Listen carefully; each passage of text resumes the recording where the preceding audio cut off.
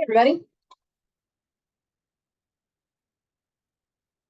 Hello, Isabella. Thanks for coming.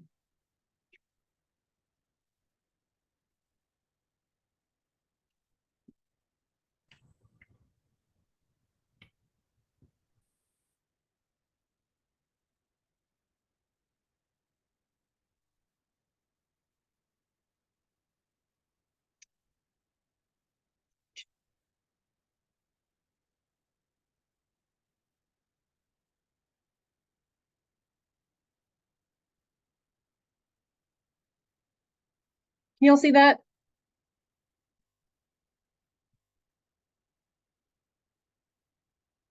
Good. Fantastic. I'm doing it as a PDF instead of a PowerPoint because it just goes a little faster that way. And I know we're all probably pro speed, quickness. Maybe not. I am.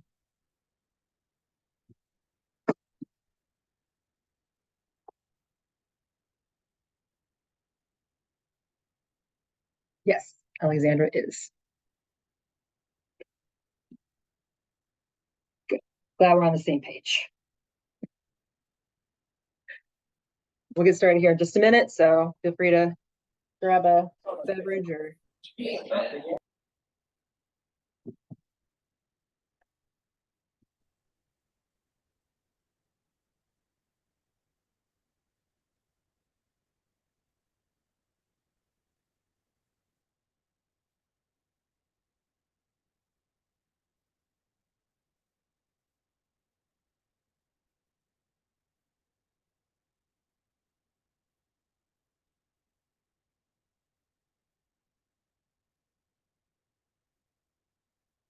All right.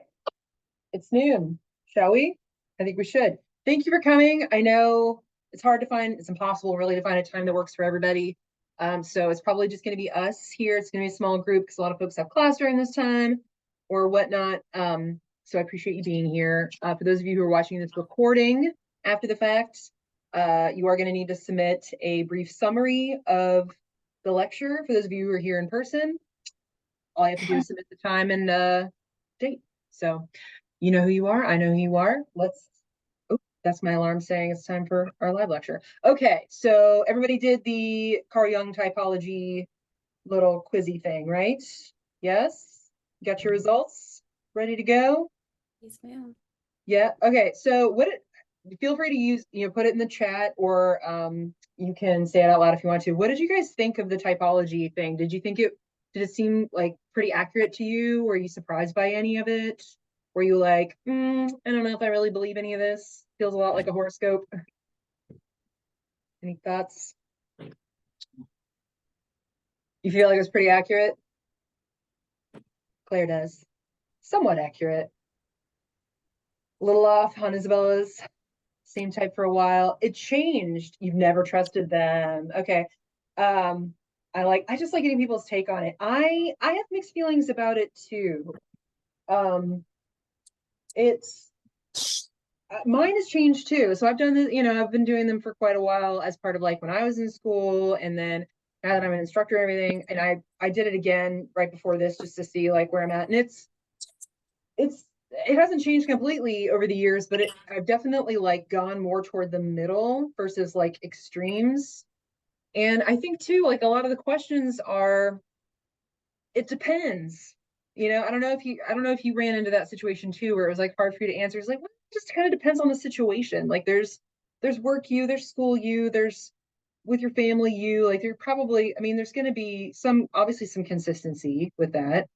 But also, I feel like context is really important too in how you're going to react to things. But anyway, so you can take it with a grain of salt. But what I do like about it is not just understanding yourself a little bit better, but understanding other people better, because you're probably at some point in your life, or maybe you already are, you're going to have to work with other people. You're probably going to be in charge of other people, either in like a parent-child relationship or like in a family relationship or at work or just working with coworkers on a project. Like understanding other people and how they think and how they approach tasks and situations, I think is really important because it reduces a lot of frustration. It's not necessarily that they're wrong and you're right, or the other way around.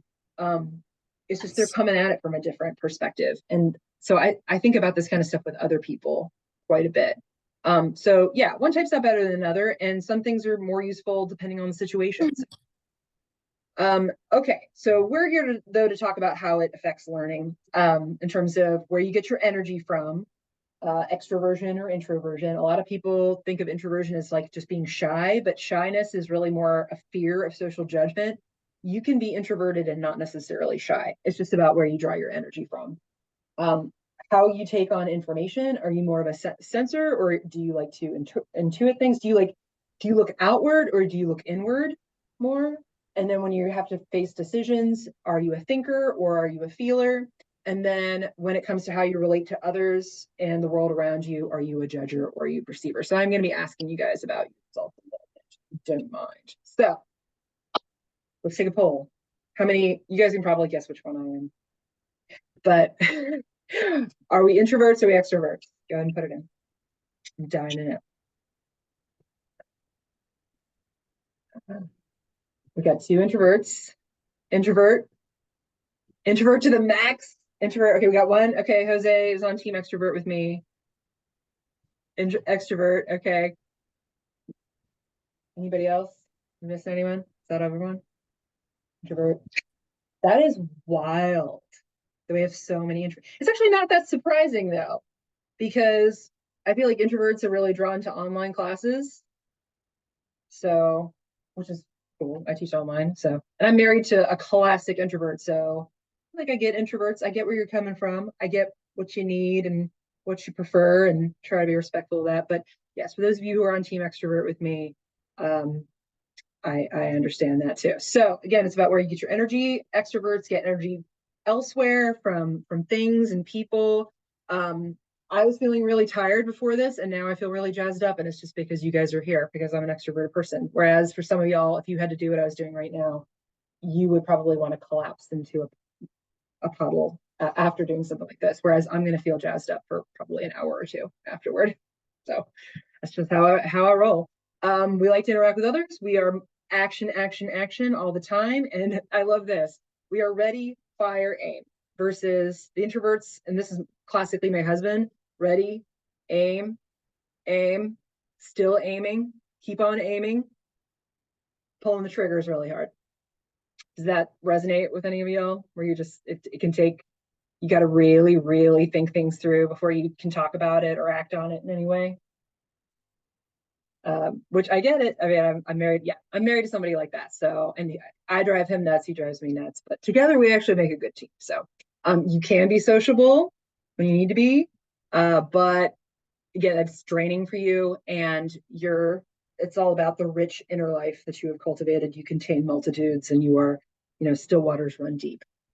You like to concentrate, you like to reflect, and you like to think about things to the nth degree before you do anything about it. Whereas extroverts, we're just firing wildly all over the place, hoping we hit something. And the introverts have to go around and clean up our mess. Sorry, guys. Okay, so how does this translate to learning? Extroverts, we have a little bit of an easier time because we give the appearance of it's for us, we give the appearance of knowing a lot. We give the appearance of competency, and education really rewards extroversion for that reason. We tend to like put our stamp all over things. We tend to take over situations, make it all about us. We're great too. Don't get me wrong. Great at other things. We can be really good leaders and stuff. But introverts actually make really good leaders too. It's the problem is they don't really want to do it a lot of the time. But maybe that's what makes them better leaders. I don't know. So we like to work in groups. We like to talk through. Oh my gosh, we like to talk through things. Drives my husband crazy. I thinking out loud. I'm like painting pictures in the air, and he's just sitting there waiting for me to like come to some kind of conclusion. Versus introverts, y'all need time to reflect on what you're learning. You'd rather do things study alone. You want time in class to like think about things and reflect on things versus like constant group work and discussion, which that's my jam. I would do that all day, every day if I could.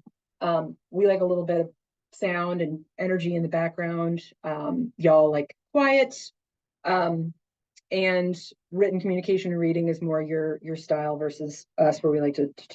So I don't know. I've definitely moved more into the introvert camp when it comes. I like reading and writing and researching and things too. So it's nobody's purely one or the other.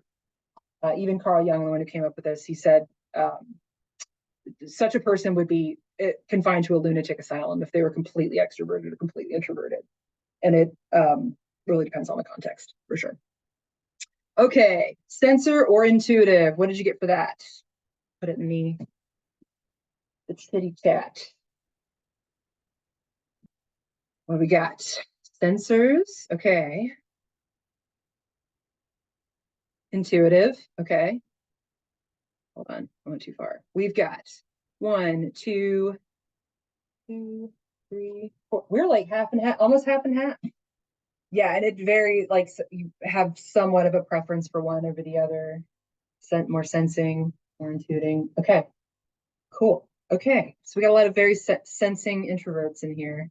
All right, so the sensor folks in here, you like details, you want the facts, you like thinking about the process of how things are going to get from point A to point B.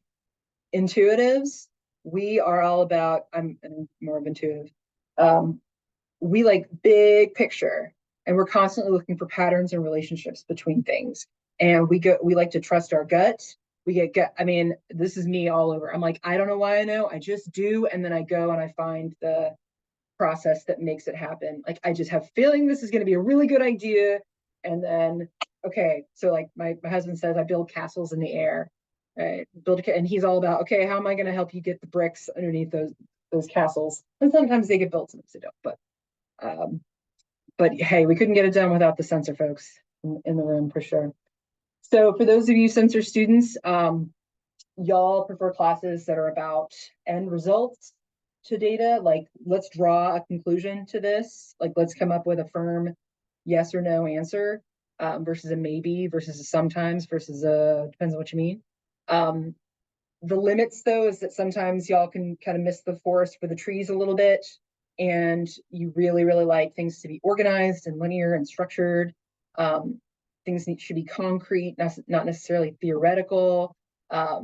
You want to think more about, like, again, the facts, what is, versus like what does it mean per se. Like who cares, it doesn't matter. Like let's focus on what's right in front of us. You like hands-on, you're good at memorizing stuff, and where you may need a little bit of help is that you need to get a little bit better at skimming the surface a little bit, and maybe work on kind of creating conceptual maps between things to connect information, versus us intuitive folks who are all about the red strings all over the place.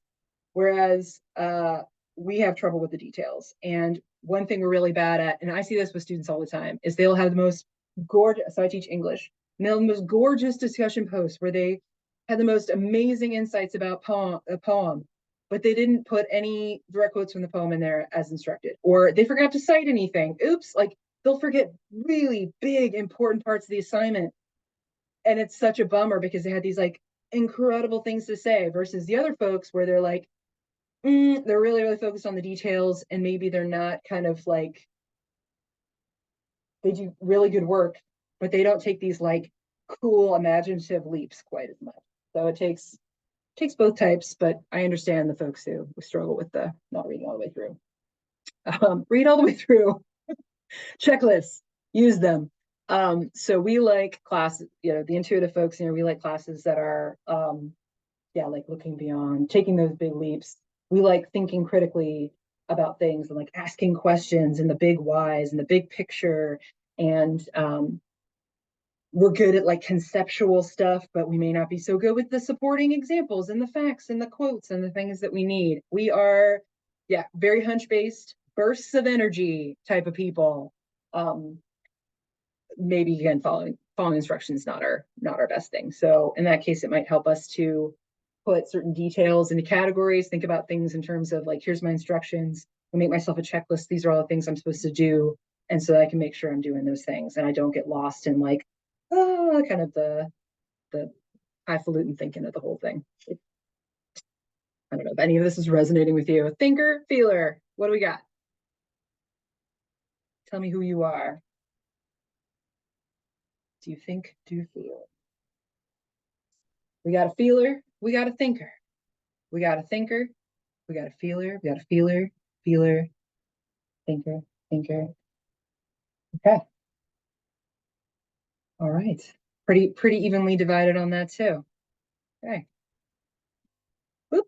So, for those of you who are thinker types, you are all about what is fair and what is balanced and what is just and what is right.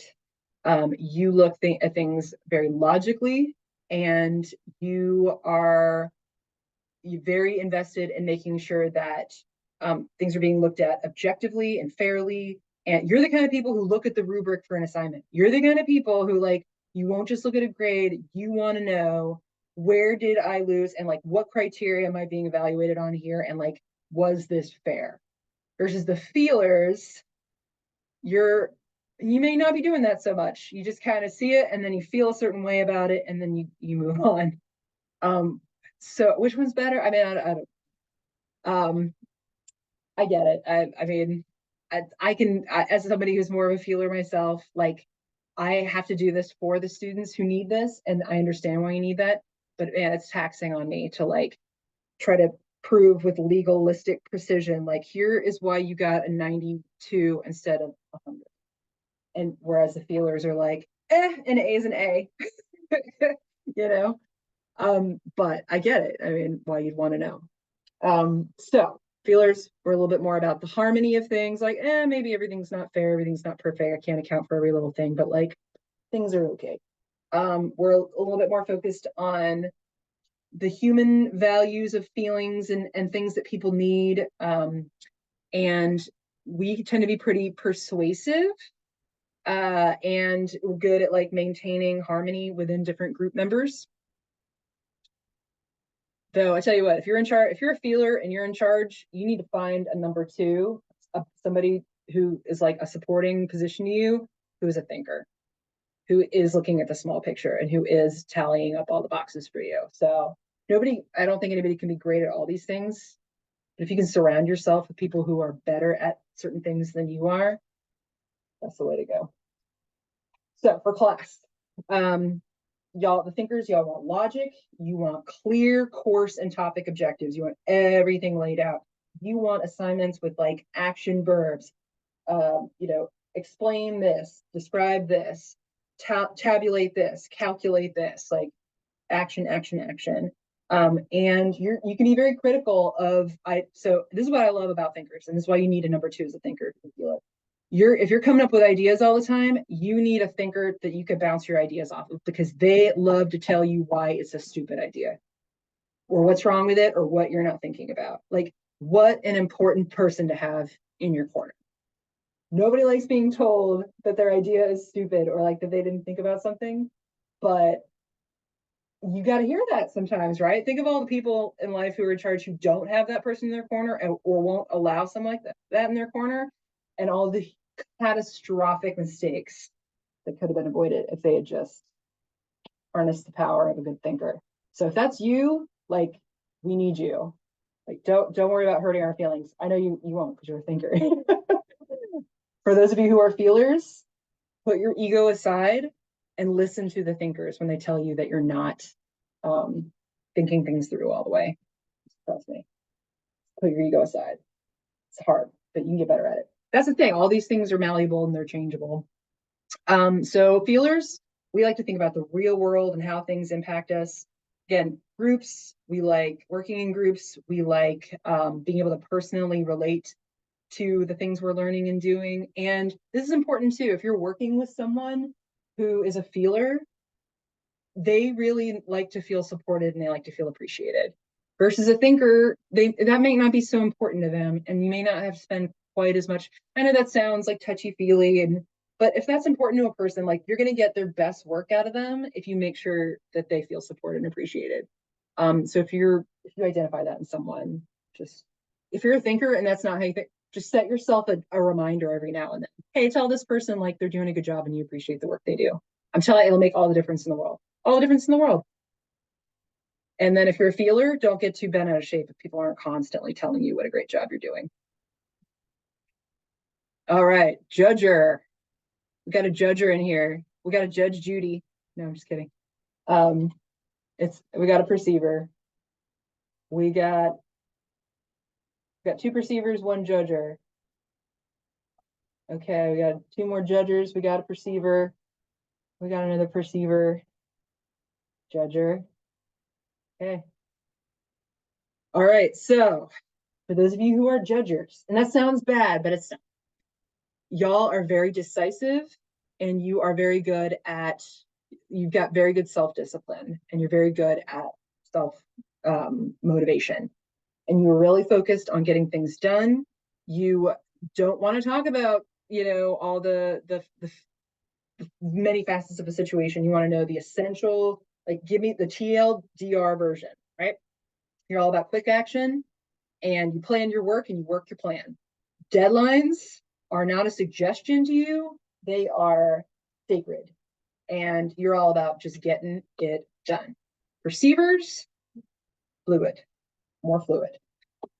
We are more curious. We adapt to things like, okay, yeah, it would be good if we got it done by then, but like things happen and we need to be able to roll with it. And you like spontaneity, right? My husband calls me the octopus because I've always got 8 different things going on. I might as well have 8 arms. We like to start lots of different tasks. And we like get really, really interested in all those different tasks. And then we kind of like lose interest or something. I don't know. We have a hard time like following through with all the different things. Though you can get better at that for time. Just getting better at it. And then deadlines. I think deadlines are sacred too. I would be totally, my life would be a disaster without deadlines. So I don't fall into this category, but most perceivers are like, it happens, great. If it doesn't happen, stay la vie. And instead of the just do it, we're the ones who are like, well, but have you thought about this? Okay. So if you are a judging person, again, that sounds bad, but it's not. You're going to want classes that have a lot of structure. You're going to want like a very clearly laid out schedule. You are not going to want instructors throwing surprises into the mix. I mean, how much of this can you actually control? Not a whole lot, but this is what you like. There are things you can do, obviously, to try to create this for yourself, but sometimes you're at the whim of other people's styles. You just got to do your best. You don't like surprises though. And then just a tip, like following hints on note taking, test taking can help y'all learn more effectively with color coding and like taking questions and kind of flipping them around. Y'all like dependability. You like working toward your goals. You don't like change. This is my husband Oliver. We're just opposites on all the things, but I guess that's why we are together. I don't know. For those of us who are perceivers, we like things a little bit more flexible. We might like to wait until the last minute to do something. This used to be me. This is not me anymore. This can change about you. I just want y'all to know. For the procrastinators who are watching right now or who are watching later, you can change this about yourself. Okay. In fact, I highly recommend that you do because this can be very stress inducing. Well, at least it is for me. Atomic Habits, really good book. Highly recommend for working on this. There's like a whole science behind this. You can change these things if you want to, I guess. So breaking down things into sub-assignments and breaking deadlines down for each one and kind of like giving yourself a little bit more structure can make a huge difference in this problem right here. Because again, we like to do lots of things at once and we can be really bad about budgeting our time and we can be bad about underestimating how long it's actually going to take to accomplish something. Because we just all of a sudden, the spirit moves us and we work with huge bursts of energy and we feel like those are always going to come to us when we need them, but they will not. Okay, so look at that. It's only 22 minutes. Any questions from anybody about any of this before we talk about what's left of the semester? I know it went really fast, but better than the opposite, right? Okay, so again, take it with a grain of salt. It's a lot like a horoscope. It doesn't, and it's certainly not going to get you out of trouble, like saying I'm a Virgo, I can't help it, that kind of a thing. People aren't going to necessarily buy it. Sometimes you have to adjust to meet the demands of a situation, and it is possible to do that. It just may not be your favorite thing. But knowing yourself and knowing other people and how they operate and how they approach the world can make huge difference in your relationships with people, and in your own productivity and what you're able to accomplish in this life. So do with it what you will. All right. So you're going to go to Blackboard. You are going to, for those of you who are here, you're going to go and you're going to submit your typology results and the date and time that you attended the session. Okay. And I'll have your attendance here, from doing the recording. For those of you who are watching the recording later, I'm going to put up an alternative assignment in announcements, and you're going to have to do a quick little summary, like a few sentences about what this was about, what you learned, because that's what you got to do. And then final exam, everybody always wants to talk about that. So that's going to be available, of course, content after 6 p.m. this Friday. And then you'll have until Tuesday at midnight to get it in. So it's an essay. Don't use AI because I'll know I'm really good at finding AI. I like to pride myself in that. Just write it. It doesn't have to be perfect. It just needs to be you, authentic. And I can't take any late submissions because the course will be over. So if you need to, go in and check your grades, make sure everything looks updated, looks legit, and let me know if you see any problems. And otherwise, thanks for a fun short semester with you guys. I hope you got some things out of it. I know I did. And thanks for coming today. That's it. Bye-bye. You don't have to go home, but you can't stay here. Go on and get it. Have a good day. You too. Bye, everybody. Good luck with the rest of your semester. If you need anything, I'm still around, okay? You can message me anytime. Thanks so much. Let me go ahead and end the sesh.